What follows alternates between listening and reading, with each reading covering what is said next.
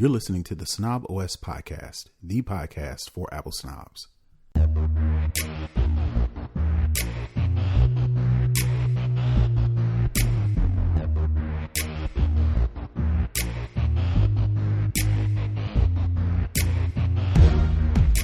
Yo, this is Terrence Gaines, aka Brother Tech.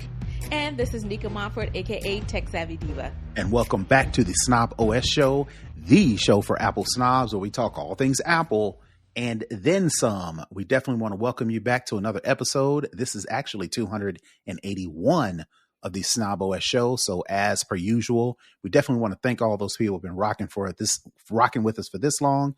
We want to send a special shout out to those who are supporting us financially, keeping the lights on, showing us some love, making sure that we are actually enjoying the show and it's not just a labor of love. We actually get some benefits from it. So as a benefit to those who are actually supporting the show financially, you get the show early, you get to listen to the show live, and you get access to our special community on Discord. So we definitely want to thank all of our snobists, as we lovingly call them.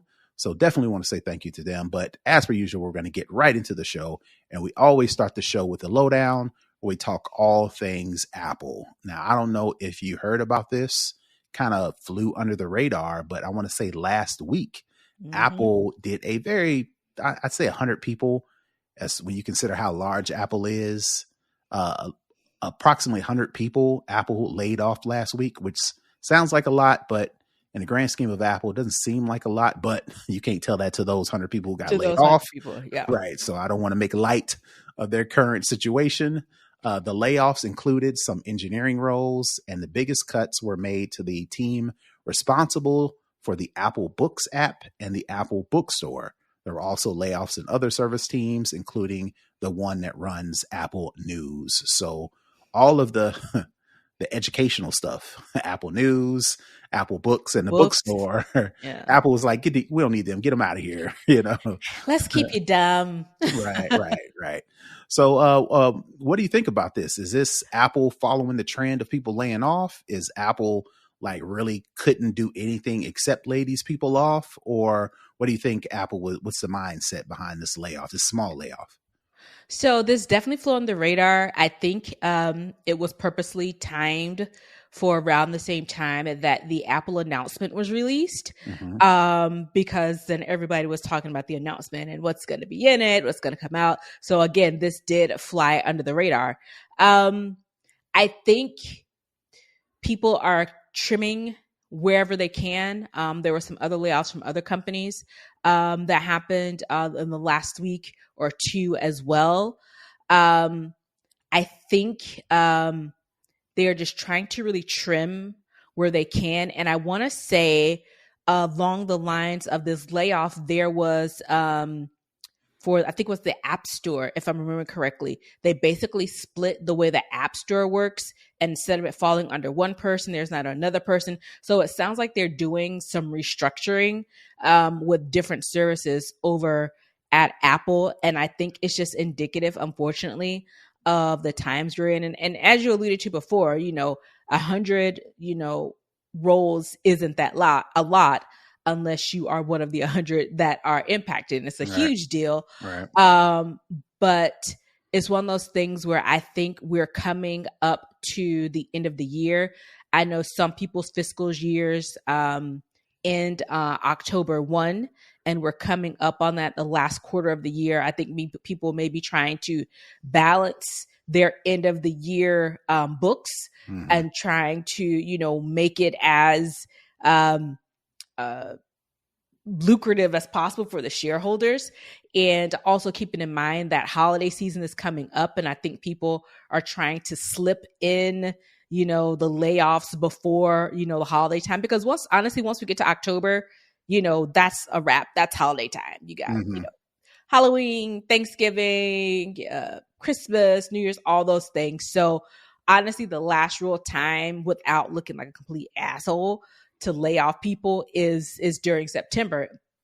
And you counter that with the September surge, which is, notoriously a time when a lot of hiring is done in September. So hopefully these folks who were affected, they'll be able to bounce back pretty quickly. But I just think it's the nature of the beast, and people are trimming and cutting wherever they can to try and, make their shareholders happy and make their books look a little bit nicer for the end of the year. Yeah. Unfortunately, layoffs is the name of the game in corporate, especially in tech, especially over the past couple of years. You can mention the COVID, they went up hiring crazy, and then COVID came back. They kind of trimming things and back to hybrid and remote and back into the office, so unfortunately, that's the name of the game. I don't feel like Apple is like, all right, we got to balance these books. Where can we find 100 people? I want to believe that Apple's seriously like, yo, we really are not advancing in these areas. We're really not progressing. There's really no upward mobility as far as new technologies, whatever the case may be. There's really no sense of keeping, not, I don't want to say extra weight around, because again, I don't want to make light of the people who fell under this, but at the same time, companies do this all the time. And with Apple just being laying off 100 people this round, the story that I read, Apple they did kind of lay some people off when they canceled that whole Apple Car thing. Apple Car, yeah. Right. And then they also mentioned the smartwatch display projects. That also goes back to, we canceled the project, so we really can't keep all these people around. We're not doing smartwatch stuff as much as we thought we were going to do. It's not, and it was only 100 people, right? So that to me leads me to believe that silver lining, Apple is really trying to shift some things around versus some of these companies really was like, we need to find $1 billion. Where are we going to find this $1 billion? Because if we don't find this $1 billion, shareholders and all these other things, we need to fire some people, right? I found out a couple of weeks ago that my former team, the whole organization, from executive director all the way down, completely wiped out. Hundreds of people. I think it was a total of over 1,000 across the board. But the organization that I worked in, all of it gone. I think maybe 3 people survived, and I think they were already doing other work for other orgs already. So I would you put it in comparison to some of the other bigger layoffs and the way they do things, and the way they did it? Yes. Not and like I said, for Apple. Not at all. Because there are still these people who are now without jobs, and this market is hella sus. So it's one of those things where looking at what they did, the groups that were cut. I use Apple Books. I also use Kindle. I also use Libby. There are a lot of apps for reading books. And like I said, I use Apple Books, and it hasn't been a lot of change because it's books. I don't know how much innovation you can put into that. Books are released, books go on the app, and I can see where, if you have like favorites and, different whatever, but it's really just like, it's an app where you just read books. And I have to say, I bought one of those. I think we talked about it before. We talked about how the TikTok scrolling button thing you put on your finger. I bought one because it works for books. And oh my God, it's the most amazing thing. Like, you don't have to manually swipe the pages. You just click the button. You can go forward. You can go back. It's like, I'm like, oh my God, I've been using it for like the last week. And I'm like, this is great. But I say all that to say is, I don't think there is much innovation that they probably saw was beneficial in this books app. I'm pretty sure they have other team members. They probably kept a small contingent for like service and maintenance, that type of thing. But Apple is a huge company. If they need to, move some resources temporarily to do some work for maintenance or, upkeep, they can easily do that and then shift, people back to what they're originally working on. So, yeah. All right. Well, enough of that. Let's move into the next story. Major companies are saying no to Apple AI training. Apple created a Apple Bot Extended tool as an extension to Apple's web crawling bot that specifically lets website owners tell Apple not to use their data for AI training. The story that I read in Wired confirmed that companies like Facebook, Instagram, Craigslist, Tumblr, the New York Times, the Financial Times, the Atlantic, Vox Media, and the USA Today, and Wired, the Wired's parent company, Condé Nast, are among many organizations opting to exclude their data from Apple's AI training. So basically what Apple is doing is similar to, remember when Apple created that feature or that option to where end users, me and you, can select to ask apps not to track. Oh, allow app to track or not. Ask Yeah. Most people, a resounding amount of people said, no, I don't want Apple. Not Apple. It's I don't got want to be these a apps. no every time. It's got to be no every time. I don't want these apps to track me. Right. Right. So, the companies were upset, Facebook being one of them, one of the main people speaking out against this. So It doesn't surprise you that Facebook is one of the companies that Apple turned around and gave websites the option to say, hey, would you mind our AI bot scraping your website in order to train our Apple intelligence? It makes sense for Facebook and others to say, nope. So it's kind of like Apple almost like reaping what you sow. These companies were looking for a way to get back at Apple, and Apple served them the alley-oop. And get back. And these companies dunked all over them, right? So basically what this means, that any sort of future AI advancements that require gathering a large amount of information specifically from the web, this extended tool, basically companies have to opt in to doing that. And similar to people opting out of being tracked, these websites are also opting out of letting Apple train their intelligence on their websites. What do you think about this? Is this fair? Is this the name of the game? Because all of these companies are using tools to scrape the internet. So it's like, why are y'all singling out Apple? Or is it, how's the term go? To the goose and the gander. What is that term? What is the name of What's that good term? for the goose is good for the gander. Yeah. That's what I mean. I think it is a little bit of petty get back. That now that Apple they weren't really in the AI game as some of these other companies where it was more internal from what we understand. Now they are, taking a forward approach and, kind of opening it up to AI in the, I guess, traditional sense that everybody else has been using AI for the last couple of years. And I get it. I mean, I get it. It'll definitely, I'm sure it'll definitely make the products better. But at the same time, as an end user, we have the option to opt out of some of this. And as companies, they should have that same right too. So I don't really blame them. Right. And I get it. It's some pettiness slid in there, but at the same time, if they have their own tools, and especially if Apple is not, if it's not kind of like a scratch my back, scratch your back type of situation, they're not down for it. And I get it. Nobody wants their data to be scraped and trained against, because you can't guarantee what uses is going to be, what consequences or impacts is going to be. And, Condé Nast is a huge media company. I mean, they have Vogue and they have, these other huge names. So, and then USA Today, I mean, all of these places that have opted out are huge media type organizations. So I get it. I get it.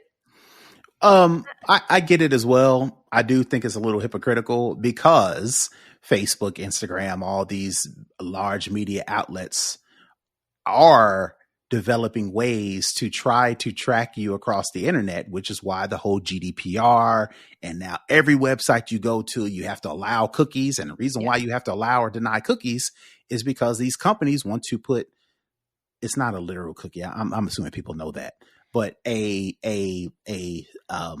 A bookmark of Yes, a bookmark on your breadcrumbs. right on your computer, so they can Yeah. kind of see what you're doing in order to. And the way they'll put it is to provide you a better customer experience. Yeah. Is always the tagline that they use. But essentially, what they're doing is they're following you around the internet. So to me, it's a little hypocritical for them to turn back around and say, "Hey, Yeah. we want to track people and follow people and learn from people." But we don't want anybody to track us and learn from us and scrape our information as well. So It's very hypocritical. I find that a little bit hypocritical. But at the same time, this is what Apple get gets. it. You get it. Yeah. This is what Apple gets for, blocking these companies specifically. Well, I'm just saying Facebook specifically, since that's the one that comes to mind. And they took out the ads, and they were just doing doing a lot. Right. A lot. So it makes sense for Facebook to be like, nah, just to be petty, not because of no moral or ethical reason. Because again, if they try to pull that moral and ethical stuff, high ground. Like, right. Meta, you of all people, you're trying to all people. Right. Relax. So this is, to me, this is clearly a petty thing. Nothing more, nothing less. Yeah. All right. Moving on to the next story. So we talked last week about the Apple event, and some of the websites leaked the Apple event details, which turned out to be wrong details because this was 16-year-old or 19-year-old kid, 14-year-old kid tricked a popular Apple leaker. His name is Majin Bu. And this guy, the 16-year-old, tricked this Majin Bu guy into believing the information that he was leaking. So then Majin Bu leaked all of this information, and all these tech websites picked up on it. Come to find out, kid was just bored and just felt like tricking somebody, and he ended up tricking one of the main people, right? Yeah. So that was kind of like a little black eye, or whatever you want to call it, on this Majin Bu guy specifically, but in general, like the whole, in my opinion, the whole tech blogging, check journalists, rumor, right? Exclusive, they're always quick to run with these stories and not really thinking. It's like, is this credible? What's your source? What's the issue? Is this reliable? Should we do this? Right? Yeah. So, but then turn right back around. These tech websites, journalists are still reporting rumor leaks from this Majin Bu guy, specifically as it relates to the Apple Watch 10 leak. This guy Majin Bu has put out recently over on Twitter that the Apple Watch 10, which is 10-year anniversary, he put out this leak that the Apple Watch is getting a more square design as it relates to the Apple Watch 10, which is similar in design to the Apple Watch Ultra. So that's the rumor that he put out. But honestly, is that a shocker? What else? What other shape can it be? They're not going to do a round. They're already kind of like this curved edge. Right. So he has probably a good 75% chance of being correct because, just basic logic. But even still though, right? Yeah. I mean, the fact that they're just quick to, I don't know if they're hard up for tech news. I don't know if they're harder for clicks. I don't know what it is, but I think they just want to be first. This the whole saying of, who's in the know, who has the scoop. It's kind of like TMZ, they get things first, or it's just that idea. I think it's just like the endorphin rush they get of saying, see, I know something you don't know, and I get to tell you, and I'm right. I think it's just like that whole clout. Yeah, but even with that, right? I found this story on iMore, and they say in a post on X, Apple leaker Majin Bu, and they actually admit by saying who has been all over the place when it comes to leak accuracy, ... So it's like, the information, the track record, as of late, this dude has been hit or miss, and there's been no 70% right, 30% wrong. It's been like, we don't even know if this is right, but they still post it. So it's just like, come on, man, y'all could do a little bit better. Just do a little bit better, But they won't. Yeah, but they won't. Even when they get outed as being duped, tricked, they still keep coming. They're right back at it. Right back at it. All right, but that's all I wanted to report on that. Like you said, we don't report on rumors because, one, I want to be surprised, and two, you can't trust them because you got people like this. All right, moving on to the last story in the lowdown. I thought this was pretty interesting. I kind of heard this was true, but then I was looking for stories for this week, and actually some people actually validated this. And basically the thought, or the what do you call it though? Not the wives' tale, but the urban legend. The urban legend was that Apple does not allow their products, iPhones, iPads, Macs, Apple Watch, whatever, that are being displayed in movies. Those products are not used by the quote unquote villains of the movie. So if somebody is setting up a bomb plot, or doing something nefarious, whether it be stealing money, whether it be, whatever the case may be, Apple's like, you can't do it on an iPhone, even if it is fictitious, even if it is in a movie, you better use something else. Right. So somebody pointed out, if you like those drama movies, if you like those suspense movies, specifically if you like those whodunit movies, like you think of Knives Out, you think of some of them other movies to where they kind of set it up, and throughout the whole movie, we as the viewer is trying to figure out who's the bad guy. Yeah. Who's the bad guy, right? So this tip, which people confirmed, is you can pretty much figure out who's the bad guy based on what kind of phone devices they have. Right. So if the good guy is texting back and forth and they have an iPhone, it's a good case to make that person is not the bad person, versus somebody has an Android, or they have a whatever else it is. Like, all right, I need to pay attention to that person because they have an Android. So they are not going to be the bad one. They are not the terrorist. They are not the murderer. They are not the bank heist person. They are not the kidnapper. They're not the drug trafficker, because they have an iPhone, or because they're typing on a Mac, or because they're using an iPad. So I just thought that was interesting, right? And actually, let me see this. Let me find this person's name.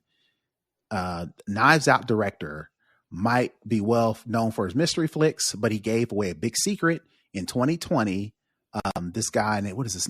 Ryan. I want to say it's Ryan. Ryan Johnson gave fans an insider tip on how to identify a villain in movies and TV shows. He suggested he look at their cell phones. Movie mysteries, yada, yada, yada.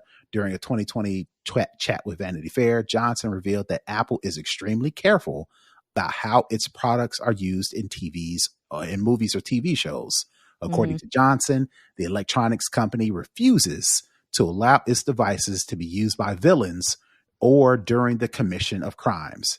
Because of these restrictions, Johnson claims fans can easily decipher who the quote bad guy in a mystery or movie or TV show is. They will be the only characters not using an iPhone. Which, makes sense, I guess, simply because they go on to this is so stupid. People are so stupid. It sounds ridiculous, but people are so weird that they give another case to where you could see why Apple is kind of doing this, because they talk about Peloton. There was I haven't watched it, so you'll have to confirm if you've seen this. What's the show that everybody loved? With the Mr. Big and Sex and the City. Okay.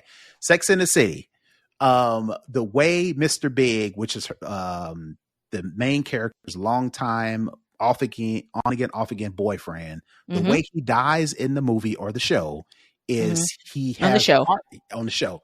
He has a heart failure because he was exercising too hard on a Peloton. Yep. And you can clearly see in the show, he's on a Peloton, he's working hard and he passes out or whatever. And then in the story, according to the story, he dies as a result of working on the Peloton. In December, later that year or shortly there, Peloton stock prices tumbled over 11% after they depicted Mr. Big dying from a heart attack following a strenuous Peloton ride. So the fact that this dude fake died on a TV show prompted real shareholders to sell their shares of Peloton stock. And it's like, that's so dumb and so stupid, but it really happened. So Apple is kind of like, nah, we don't want those problems. How, as stupid as it is, we gonna make sure only the good guys use iPhones.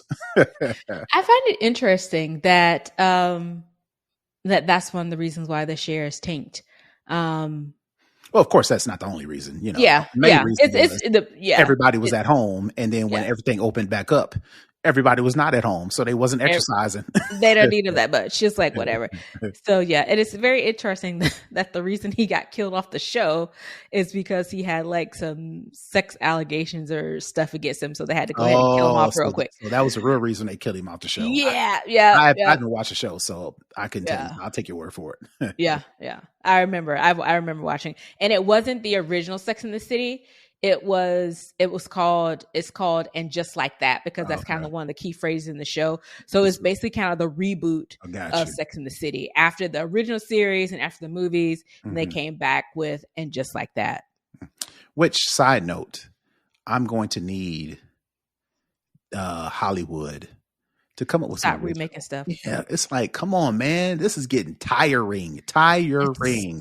And the whole nostalgia aspect of it, nobody cares about that anymore. Like, give us some new content. Like, I'm excited about the new Beetlejuice movie that's coming out because I love the original Beetlejuice. So it's like a sequel. So I'm excited about that one. But, I think even with that one, though, it's like, if y'all should have did the sequel, like 40 years ago, when did Beetlejuice come out? In the 80s? In the 80s? Yeah, come on, man. Y'all should have been did a number 2,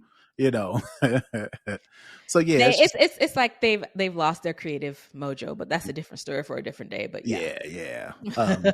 All right, so that is going to do it for the lowdown. We're going to move into second string, and this is kind of second string, but it also includes Apple. We talked about Apple versus Facebook earlier in the show, and this thing popped up, and I really wanted to get your input on, who is going to, or who actually wants to put into the effort to actually protect our children.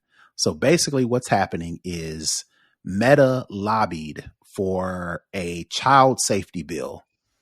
And the way Meta wanted the child safety bill to go forward, basically the nuts and the bolts of it was, Meta was saying Apple specifically should be responsible for verifying kids' ages when they log on to apps that come out of the App Store. Since Apple has such a white knuckle grip on the App Store and privacy and Apple's privacy and security and all these things, then from a Meta standpoint, it makes sense for Apple to be the company, to be the group to actually age verify some of these people. Because again, you're not supposed to have Facebook until you're like 13 or something like that. But we know good and well kids younger than that have it.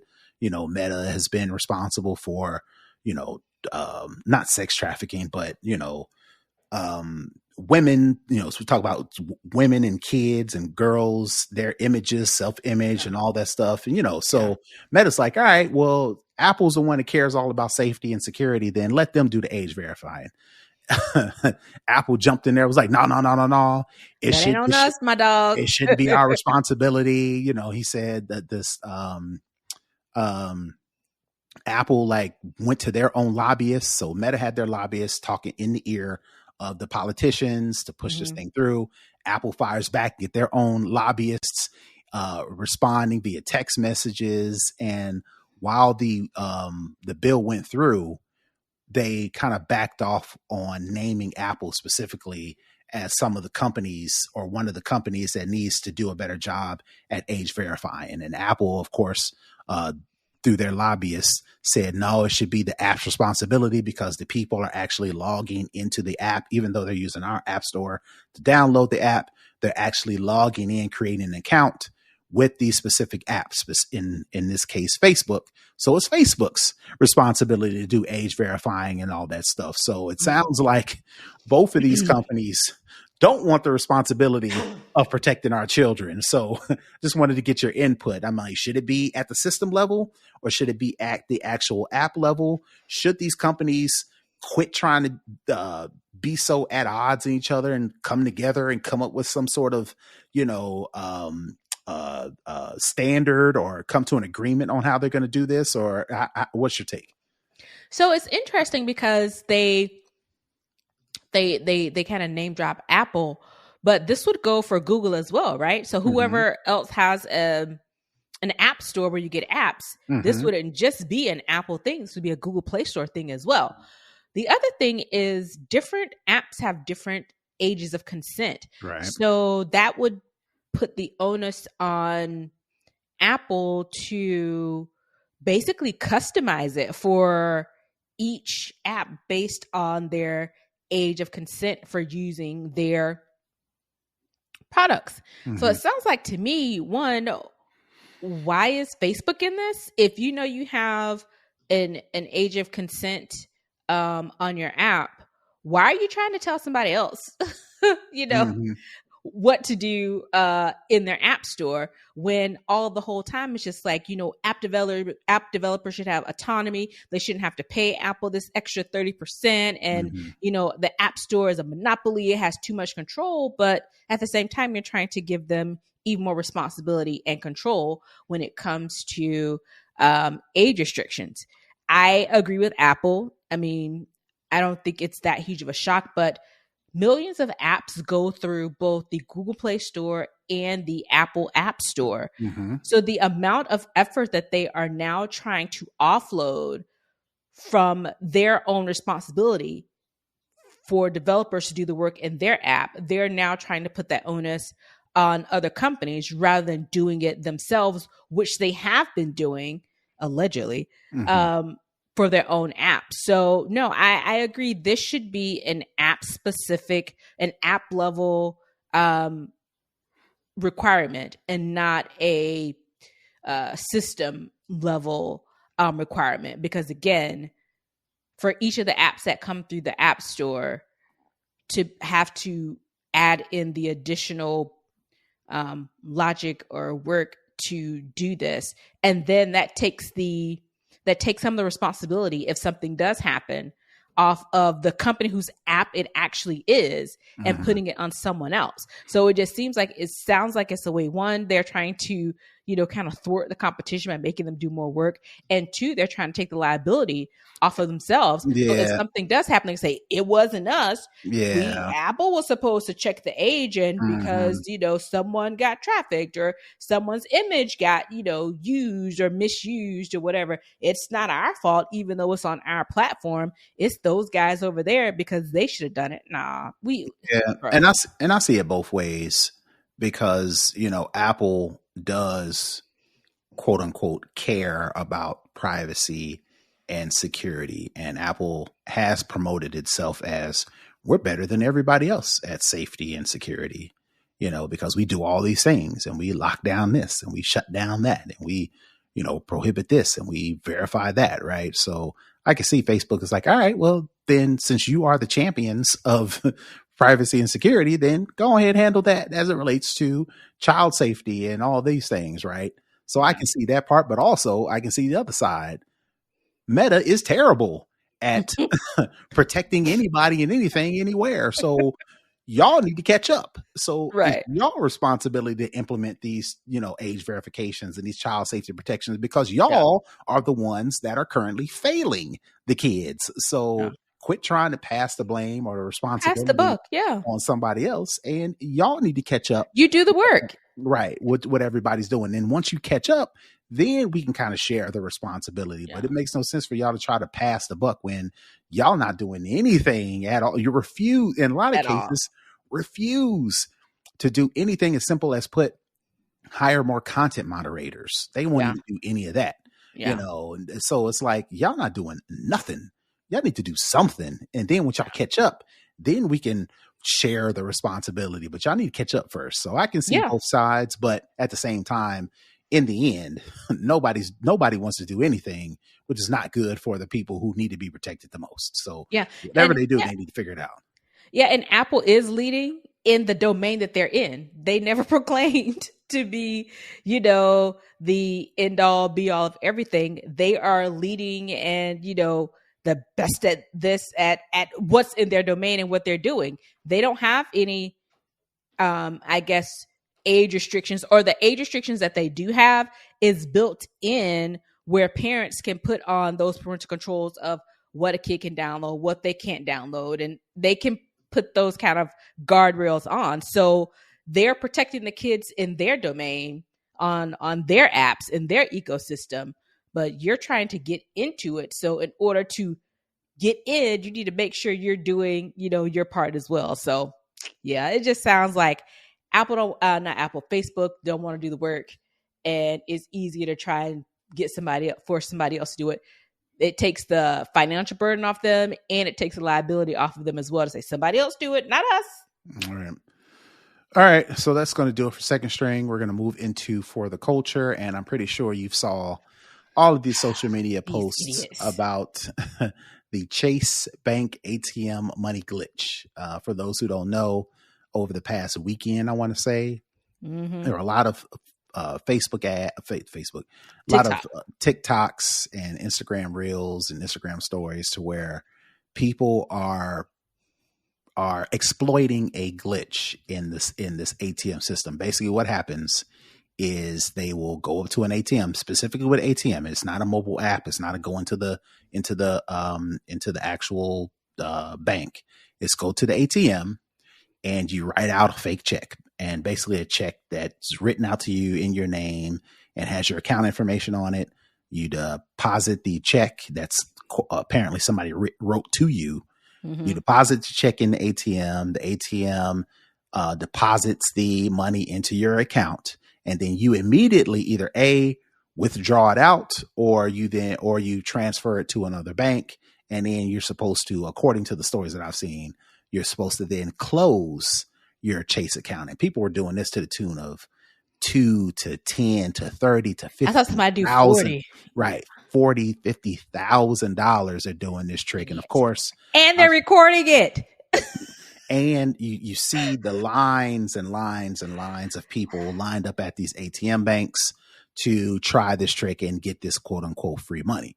Well, fast forward to Chase catching on. And according to the story that I read, while Chase didn't specifically say what happened and what they're doing to fix it, basically they said, AKA, what's the lady's name? The scandal. Olivia Pope. Yeah, it's handled. Right. Oh yeah. They're pretty. I'm summarizing their no comment their to statement. The media. Yeah. They pretty much said it's handled, and basically how they're handling it is this is check fraud. And according to Chase Bank, these people who are doing this could be fined up to $1 million and jailed for up to 30 years. These are federal offenses. Right. And they did put out a comment that says, regardless of what you see online, depositing a fraudulent check and withdrawing the funds from your account is fraud, plain and simple. So not only are these people who did this glitch successfully and quote unquote got their free money, now got to be looking for the feds. Their accounts have been frozen and they have negative balances in their accounts. So even the accounts that they thought that was clean and thought they were safe, Chase has all of that information. They have your name, they have your social security number, they have your driver's license, all the information that you needed to open a bank account. They now have all of that information, and now they can come after you if they want to, keep you from opening other accounts, because it's a banking. They have their own kind of like credit system of tracking of opening and closing accounts. So you're not gonna be able to open an account anywhere, babe. So again, I just wanted to put that out there because it was a social media thing and it went viral. People should know better. It's one thing for Chase to accidentally give you $1,000, right? And you say, "Oh, sucks to be you. You gave it to me. Your bad, right? I shouldn't be responsible for your mistakes." That's one thing. It's a whole nother thing to actually go and try to scam the bank out of some money and think, "Oh, I was able to scam y'all successfully, so y'all can't come after me," right? Wrong. Idiots. Wrong. These kids are stupid. Right. I mean, we are kind of old school where we know how checks work and we know how the banking system work. And this is outright check fraud. You writing a check when you know that there isn't money in there to cover the check, that constitutes fraud. And honestly, I'm looking at Chase kind of sideways too, because who's giving out $30,000 from an ATM? Well, if you do it fast enough, it's all automated. And that's the problem with technology. When technology fails, nobody is sitting and watching technology all day. It's like you assume that the system is going to work. Same thing with the cloud strike. Is it cloud? Is crowd? CrowdStrike. Okay. It's crowd. The CrowdStrike thing. Same thing with this. It's like you expect it to work until it doesn't, and when it don't, you've got a finite amount of time before it causes a catastrophe. Yeah, and this has happened, And I don't know what. Yeah, you're right. Chase needs to do a little bit better or implement some new systems or whatever the case may be, but.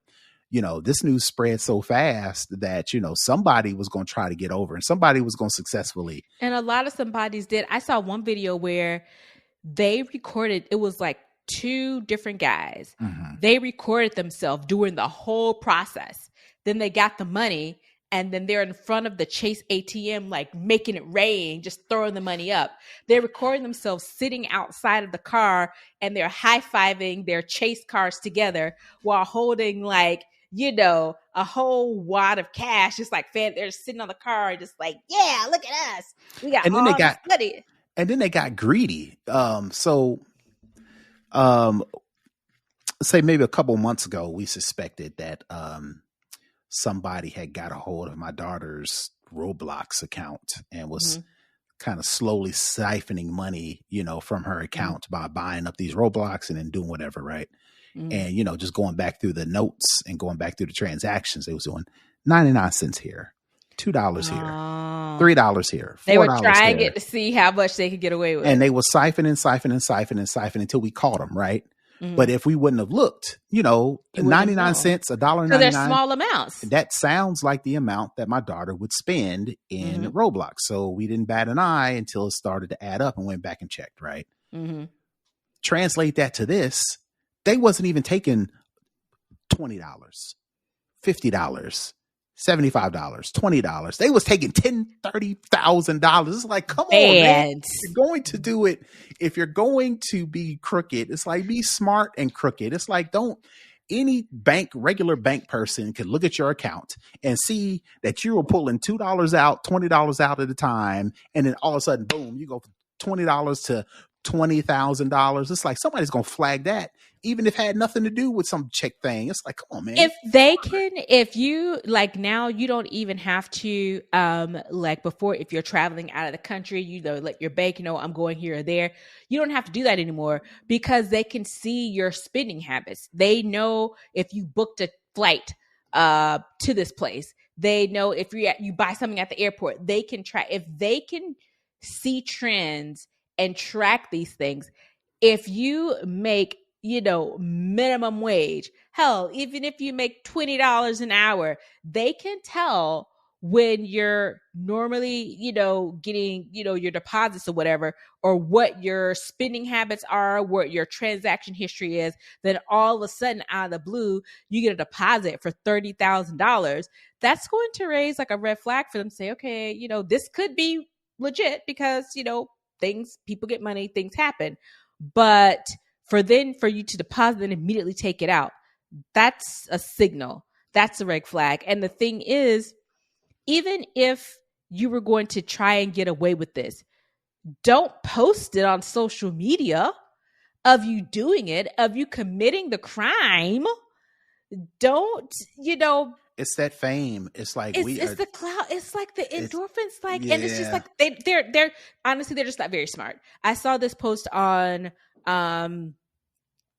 Twitter that said, that pretty much every Gen Z or whatever, they do everything on the computer. I mean, on their phones, and they laugh at, millennials and, Gen Xers when they make quote unquote big purchases on the computer rather than their phone. Mm-hmm. They can do all this stuff on their phone, but the one thing they can't do is type.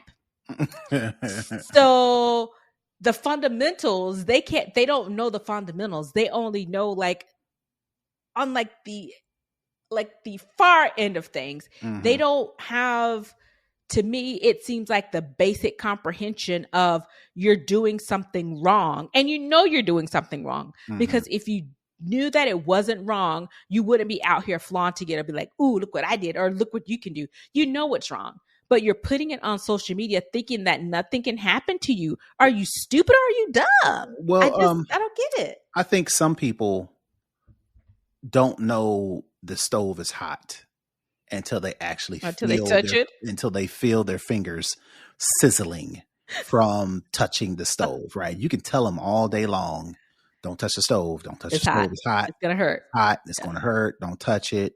They say yeah, whatever. They really don't know until they actually touch the stove till the skin is sizzling. Right. And with social media, they have seen people doing things and quote unquote getting away with it. So to them, the stove ain't hot. And to add onto that, the people doing the wrong things are getting notoriety. They are being seen. They're getting likes. They're getting subscribers. They're getting followers. They're getting all this engagement. I hope they get big TikTok checks to cover this because.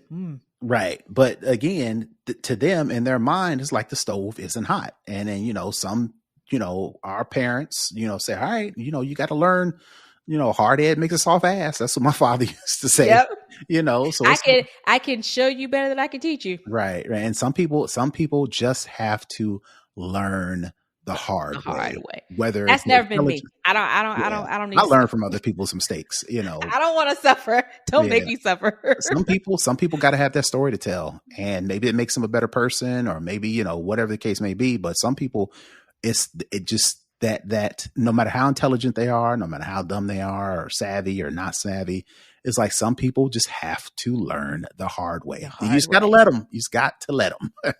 And man, all these people. So just think your direct deposits, your automatic drafts, anything like that. You have to go and like cancel all of that. But where can you put it? Mm-hmm. Because now you're not going to be able to get an account anywhere. Like, what do? You've gotten yourself for, 15 minutes of fame, your 15 minutes of clout. You've basically ruined your financial history, and a lot of these, it's not just kids. I keep saying Gen Z, but I know it's not just kids. It's other people. It's people of different ages as well, because people think free money. There's no such thing as free money. And a lot of people are doing this, but it's unfortunate for the ones who are younger, who have basically put themselves in a position that they're not going to really be able to get out of. If they no time soon. It's going to take a while, and it's not going to be easy. And now they've just screwed themselves. All right. So thank you. That's enough for the culture. We're going to move into the hookup. Speaking of thieves, one of the ways that thieves get around the whole Find My feature, to where you can log into an iPad, log into your Mac, log into a web browser, and basically track your devices, whether it be luggage, air tags, whatever the case may be, or in this case, your phone. If your phone ever gets stolen, you can quickly log into iCloud, and one, if you've got sensitive data on there, you can wipe it so nobody steals your data. And two, you can kind of find your phone and kind of watch it on a map if it changes locations. The iPhone, using Bluetooth and Wi-Fi, it pings all the different Apple devices in the area, which are a lot. Between myself, if I'm in an airport, I've got my phone, I've got my tablet, I've got my watch, I've got my computer. That's just 4 things on me. So you multiply that by all the people in the airport. If your phone ever gets stolen, as long as it's connected to Wi-Fi, as long as it's connected to Bluetooth, you pretty much can ping it anywhere in the globe, because all these people have all these Apple devices, right? Right. Well, one of the ways that these are usurping that is by, when they get your phone, immediately what they do is turn it on airplane mode. When you put your phone in airplane mode, it turns off the cellular service, turns off the Wi-Fi service. It turns off Bluetooth, kinda. You can still kind of use Bluetooth to connect to other things, but as far as location tracking, you can't do it, right? So my hookup for the week is, if you are ever traveling or you're anywhere and you're concerned that your phone, or you just want to practice better practices as far as controlling your data, my tip for the week is, this is how you stop thieves from quickly turning on airplane mode. And the way you do it is, you put the ability to turn on and off airplane mode behind biometrics, behind your passcode, behind your Face ID.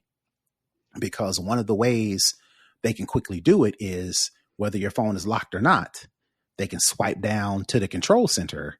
And in the control center, they can turn on airplane mode. When they turn on airplane mode, disconnects your phone from cellular service, Wi-Fi, and then they don't have to worry about being tracked, right?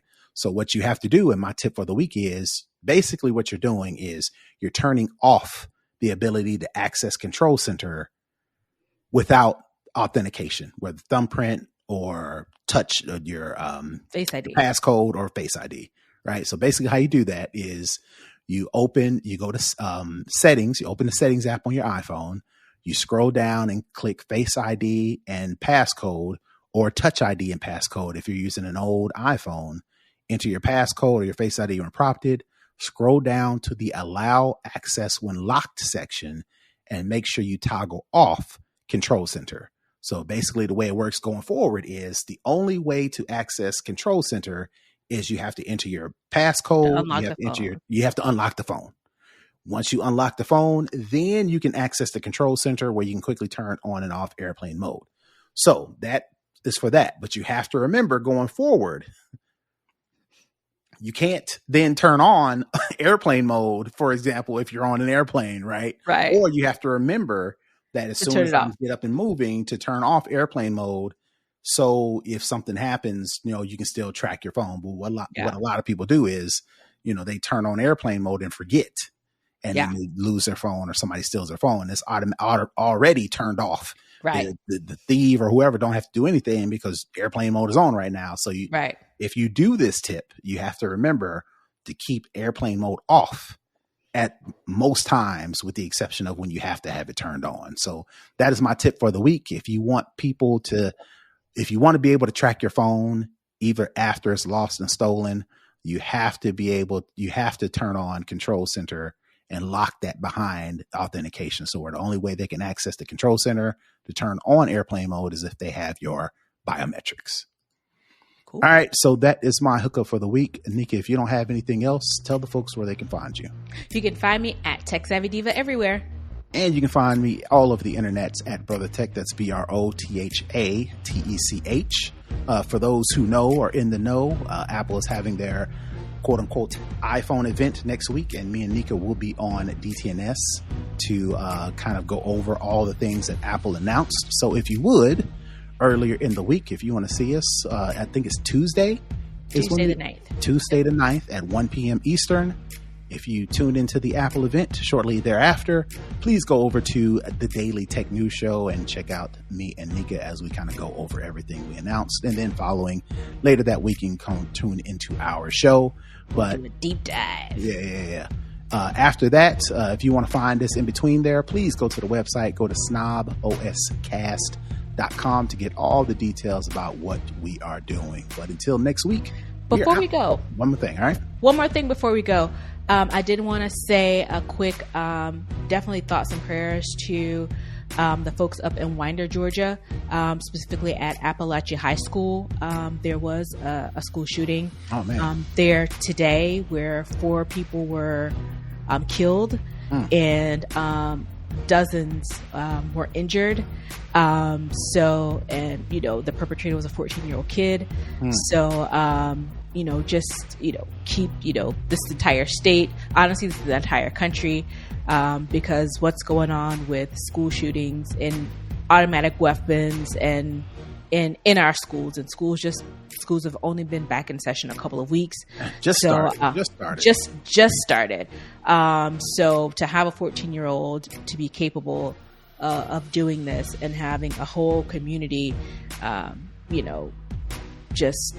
ripped apart, and the trauma and the stress that these kids and their families are having to go through. So definitely, I did want to just highlight that, to definitely send our thoughts and prayers to our neighbors to the north. We've